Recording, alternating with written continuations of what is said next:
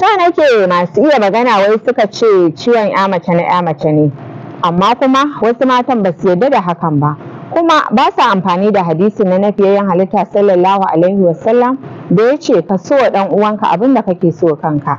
Gimbiyar majalisa har kullum shine suna na Ruqayya Abdullahi Maida, kuma na zo ne a wannan karan dan na yi magana akan irin matan da ba sa so wa 'yan uwansu mata abin da suke so wa kansu, wai dan kawai ɗan uwanki ya auro mace ko kuma kina matsayin mahaifiya ga mijin wannan yarinya da aka auro, shikenan sai ki dora mata jakar tsaba akan wani abu wanda bata isa ta yi wa kanta ba sai Allah subhanahu wata'ala wanda shi ya halicce ta. Ba kuma nake so in fito da shi ba 'yan uwana mata akan gori da wasu 'yan uwan miji ko kuma mahaifiyar miji suke yi wa 'ya'ya mata.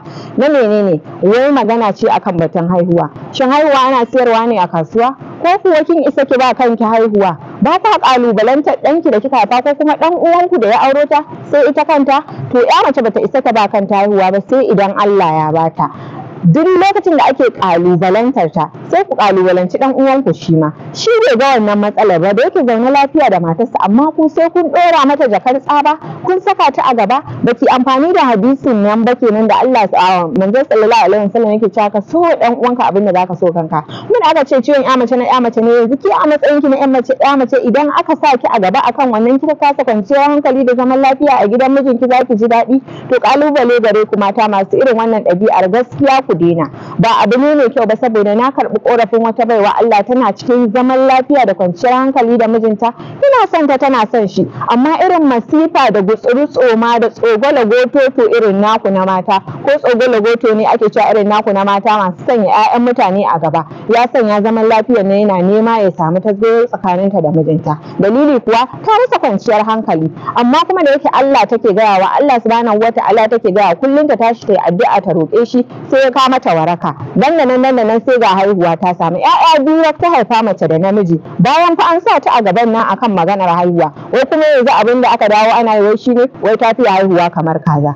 Kai mata mu ji tsoron Allah, mu ji tsoron Allah. Wannan wani irin abu ne? Kun sa ta a gaba da ba haihuwa, yanzu kuma ta haihu an zo ana cewa tana haihuwa kamar kaza. Shin ya kuke so ta yi? Allah da ya bata ne ba za ta gode masa ba ya ƙara mata sai ta shiga tana yin wani maganganu daban?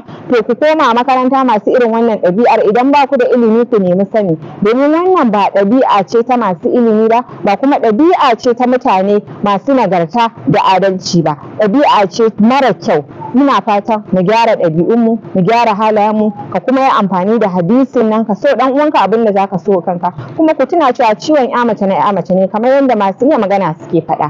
Har kullum taku Ruqayya Maida nake cewa sai an jima, sai na sake dawowa a wani bidiyon. Ku danna mana subscribing kuma ku danna mana liking don ci gaba da ganin sabbin bidiyon mu. Sai an jima.